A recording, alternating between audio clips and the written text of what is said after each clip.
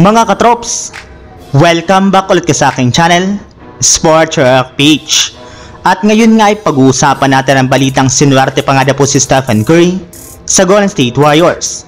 Pag-uusapan na rin nga natin dito sa ating panibagong video ang balitang out nga na po si Coach Darvin Ham sa Los Angeles Lakers.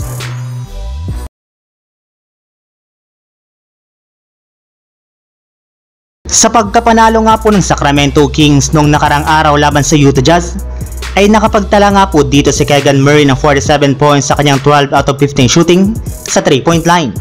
At dahil nga po dyan ay siya na nga po ang pinakabatang player sa history ng NBA na nakapagtala ng at least 12 3-pointer.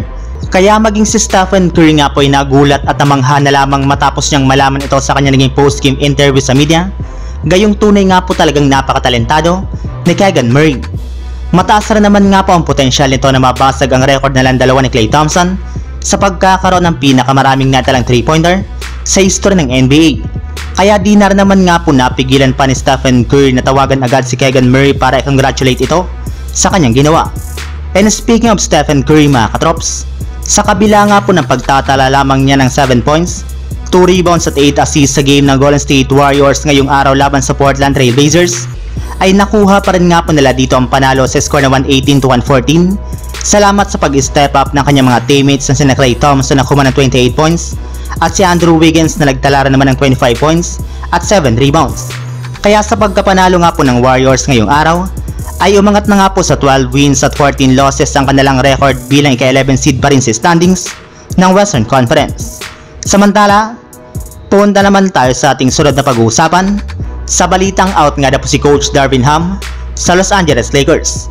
Isang araw nga po bago sumabak muli ang Lakers sa kanilang game laban sa New York Knicks sa loob ng kanilang home court na Crypto.com Arena, ay grabe nga pong injury report ang inilabas ngayon ng kanilang team. Gayong nakalista na nga po dito bilang questionable ang kanilang mga players na sina Anthony Davis at LeBron James na parang may injury at si Christian Wood na merong sakit ngayon. Nakalistar naman nga po dito bilang probable si D'Angelo Russell na merong karamdaman at si Jared Vanderbilt na meron tinatamong injury sa kanyang likod. Habang out na naman nga po dito si Gabe Vincent at Jalen Hood-Schifino na meron pa rin naman tinatamong injury sa kanilang mga pangangatawan. Bukod rin nga po dyan ay nagdedelikado rin naman nga pong hindi makasama sa kanilang laro kontra sa New York Knicks ang kanilang head coach si Coach Darvin Ham na merong iniindang karamdaman ngayon na siyang rason bakit hindi siya nakasama ngayong araw sa kanilang ginawang practice. So yun lang mga katrops, ang handog kong story ngayong araw.